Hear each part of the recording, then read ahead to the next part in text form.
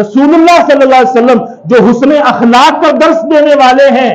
جو عیادت کے فضائل بتانے والے ہیں، بیماروں کی تیمارداری کے فضیلتیں ارشاد فرمانے والے ہیں، وہی رسول اللہ علیہ الصلوۃ والسلام ارشاد فرما رہے ہیں کہ میری امت میں سے جو بہک جائے، گمراہ ہو جائے، بدمزن ہو جائے، لادین ہو جائے، بیمار پڑ جائے، لا تعودوہم، اس کی عیادت کو نہ جانا،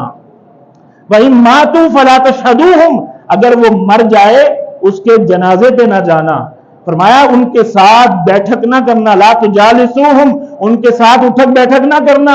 سٹنگ نہ کرنا، چلے چائے کی پیالی ہی پیئیں گے۔ فرمایا لا تشاربوہم ولا تواکلوہم، نہ ان کے ساتھ کھانا ہے نہ ان کے ساتھ پینا ہے، ولا تناکحوہم، گاڑیاں دیکھتے ہیں، دولتیں دیکھتے ہیں، چمڑیاں دیکھتے ہیں کہ رنگ گورے ہیں، مال و دولت دیکھتے ہیں، دینداری نہیں دیکھی جاتی۔ سرکار نے فرمایا ایسے بد مذہبوں،